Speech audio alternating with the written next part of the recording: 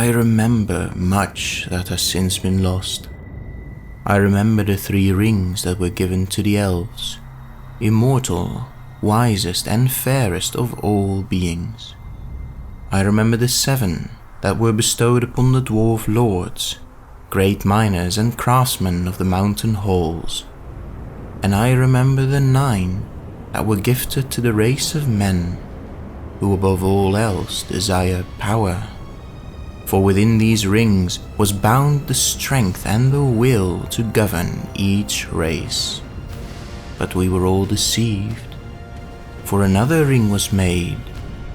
In the land of Mordor, in the fires of Mount Doom, Sauron the Dark Lord forged in secret a master ring to control all others, and into this he poured his cruelty, his malice, and his will to dominate all life. One ring to rule them all, to bind them all, to enslave all that lived in freedom under the stars, and bring to them the domination of the Dark Lord. But deception breeds deception, and arrogance breeds failure, for there was one who would not fall to the whispers of the One Ring. One being who did not falter when confronted with the greatest weapon of the enemy. One to whom this plain golden ring was just that.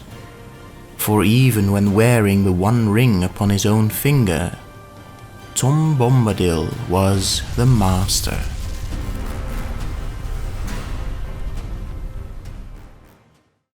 Welcome, Meldunyar.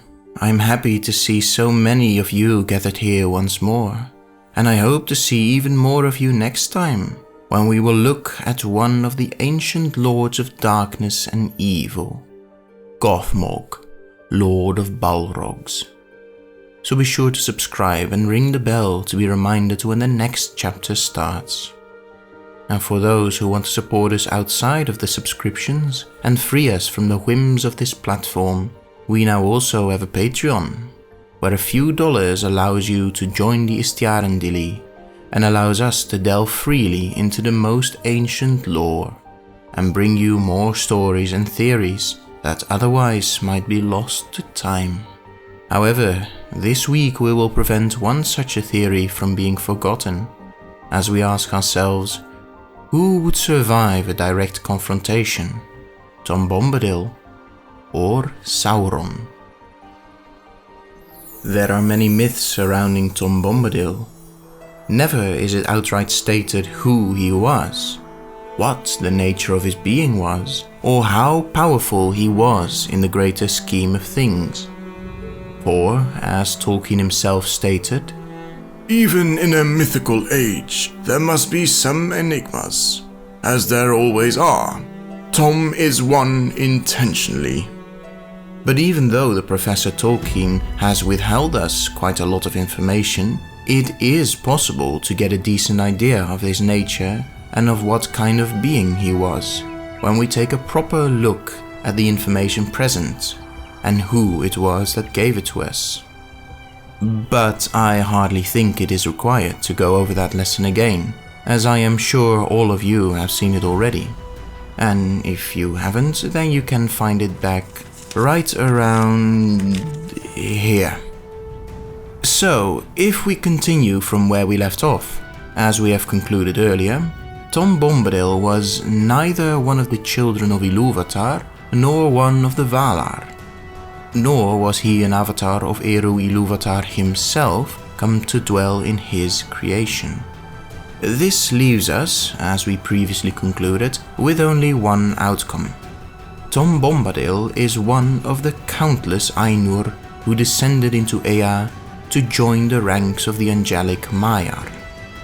Yes, granted, there is the possibility that Tom was something entirely different. A being who falls outside the hierarchy of creation that we know of. And as we are limited in our knowledge of Arda to what came down to us in written lore instead of the fading memories of our ancients, we can never truly rule that possibility out. Regardless, when it comes to Tom's powers and abilities, the lore we do have provides us with a good enough insight to create a decent picture of him. Twice in his domain, our 4 hobbits found themselves in mortal danger, and twice he saved them without seemingly any danger to himself. First, when Old Man Willow, an ancient evil-hearted tree, who entranced and attempted to kill our hobbits, managed to trap Merry and Pippin within his trunk and tried to crush them. However, before he can, Tom arrives, and after hearing the pleas from the remaining hobbits, he sings and scolds the tree as if it were a mere child caught being disobedient. And, to our surprise, the Old Man Willow obeys without hesitation, releasing his captives and returning to a harmless slumber. Then, only a few days later, Tom rescues our hobbits again, when they, in their attempt to leave the old forest, stumbled upon the Barrow Downs, and are trapped by the Barrow Wights. Cornered by one of these unliving abominations, and with their executioner's sword already at their necks, Frodo calls out in desperation and tries to summon Tom in a song. And indeed, Tom arrives, and as he does, he sings the Barrow Wight away, not merely causing the abomination to flee, but even banishing him from the Barrow forever. So Tom Bombadil is shown to us to be able to face everything that comes his way, not merely physical and mortal, but also otherworldly and ageless. Even when he comes face to face with the One Ring, he does not even show the slightest hint of disturbance. He holds the powerful weapon almost with disinterest, playing with it as if it were a simple pebble from the riverbed. No greed overcomes him, and he does not even turn invisible, as the ring has been shown to do. And why, we ask ourselves, but all we are told is because Tom Bombadil is the master. And so could this master, who seems too powerful to be daunted by even the One Ring, face the Lord of the Rings, the master of Mordor? Well, that answer lies in Tom's personality. Very much unlike Sauron, Aragorn, or any other being in Arda, he sought neither control nor domination to achieve his goals. He was content with merely observing the things and beings in his forest, leaving them as they were, and thus attaining a deeper understanding of them over time. Tom was indeed the master, but he was not the ruler of the old forest, and he did not rule over the Old Man Willow, nor the Barrow Wights, nor any of the other inhabitants of his land. He was simply the master, and drew his powers from the knowledge and understanding he possessed over all those things. Outside of the limits he had set for himself, he had no knowledge, and therefore no authority or power. Tolkien describes it for us this way. The story is cast in terms of a good side and a bad side, beauty against ruthless ugliness, tyranny against kingship, moderated freedom with consent against compulsion that has long lost any object save mere power, and so on. But both sides, in some degree, conservative or destructive, want a measure of control.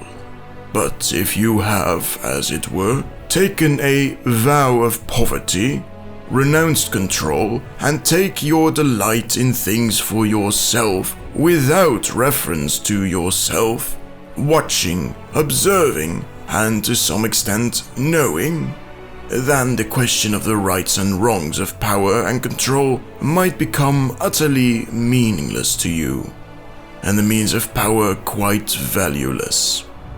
And this is why the One Ring did not have any effect on Tom. For the One Ring corrupts those who hold it by its whispers of promises and by manipulating them with their greatest desires. But what could it promise Tom?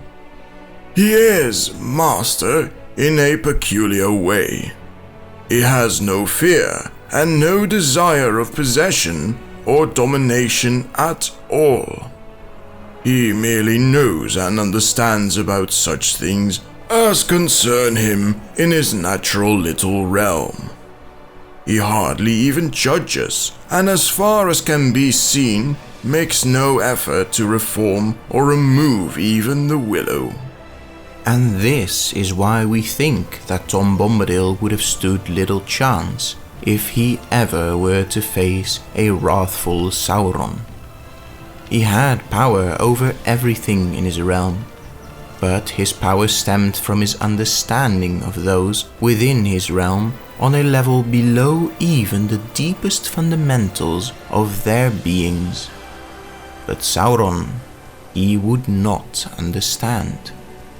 Sauron was not just an evil Dark Lord bent on conquest, but the result of an unchecked desire for order, expressed through domination of chaos. And that was something utterly beyond Tom's interest and understanding. And as such, Tom held no knowledge on it, and thus would hold no power over him, even if the Dark Lord were to come to the Old Forest himself in order to drive out this eldest of beings. This was recognized at the Council of Elrond, when Tom was brought up as possible keeper of the One Ring. But such proposals were immediately rejected, as they recognized that Tom could not alter the ring itself, nor break its power over others. Glorfindel agrees. To send the ring to him would only postpone the day of evil. He is far away.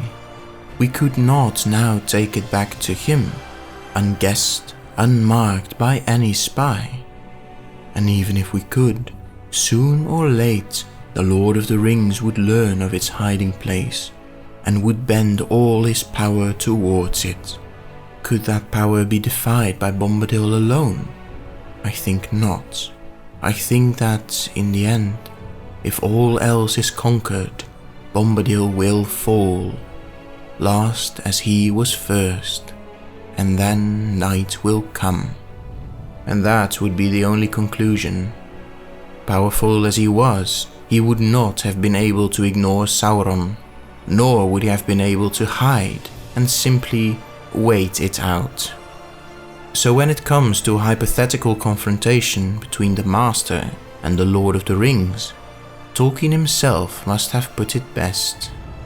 Ultimately, only the victory of the West will allow Bombadil to continue, or even to survive. Nothing would be left for him in the world of Sauron.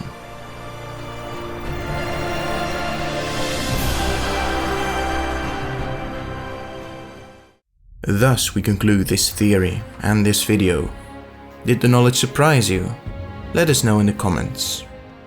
If you enjoyed it and would like to help us spread the histories of Arda to the wider world, then please take a look at our Patreon and consider joining the ranks of the Istiarendili, the Friends of the Scholars, and have your name appear on screen here, alongside our dear friends.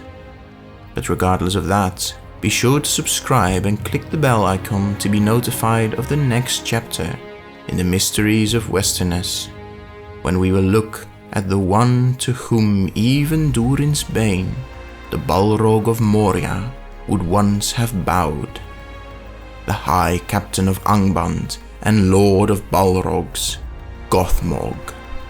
But for now, I have been Irjikor Kuruvane, and I wish you all Namarie Meldonyar.